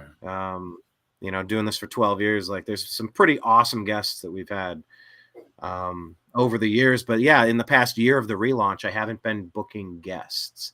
So I want some of these night shows to just kind of like be an open forum where Sal jumps in, where Blake is here, where someone else is here, and maybe that's a show we cover current events. Maybe it's something we do sports. I don't know. Maybe we talk about the Rock and Roll Hall. It was only two Cleveland. It was only 2 Cleveland shows that I would watch when I was over there, and it was Waiting for Next Year and your show were the 2 like dedicated Cleveland shows where it was the Browns, the Cavs, whatever. Yeah. Then you did politics, and that's what got me really into it because I would actually listen to it. It wasn't like it was a video, but you'd be able to listen to what you guys were talking about. So I'll be able to listen to whatever was going on. And I'm in Iraq at the time. You know what I'm saying? I'm at Iraq. I was in Iraq. Then I was in Saudi Arabia. Then I was in Dubai. Then I was in Qatar. So I was able to listen to these shows while I was overseas. So that's the crazy part about it. You know what I'm saying? So yeah, but that is the beauty of the internet. Like it's supposed to be a global living room. All right, you know, like I got a bar in the basement. Let's head down the basement. Let's talk about what's going on. Pour off a beverage. So cheers, Sal. Thanks for joining us on this episode. We want to continue this. I'm trying to figure out, will it always be Wednesday? Will it always be 9 o'clock? I'm not entirely certain. But I think changing up the time of the day is important. It was Blake's strong suggestion. I went along with it just to kind of get a vibe for it. And yeah, if you just let me know ahead of time, especially if it's during the nighttime. I'm a night owl like you, so yeah, you let me know ahead of time, and we're good. Yep. Yeah, no problem. Yeah, what we have penciled is Wednesday at 9 p.m. Eastern. That may or may not change, but that's where we are for now. But cool. Yeah, man, thank you for joining. No problem. It was awesome. Like the concept of bringing you in and jumping in. It's weird because we don't normally take calls. As it were, but like there was like an alert noise. It was like going, bloop. Yeah. Because what happened? I was like, wait a second. And I scrolled down. You were there. I'm like, oh, there he is. He's knocking at the door. All right, let's let him in. Welcome to the party. We're talking about whatever's in the news. But okay, cool. Well, Sal, to be continued, sir. Good seeing you. All right, brother. Take it easy. Continued. Yes, sir.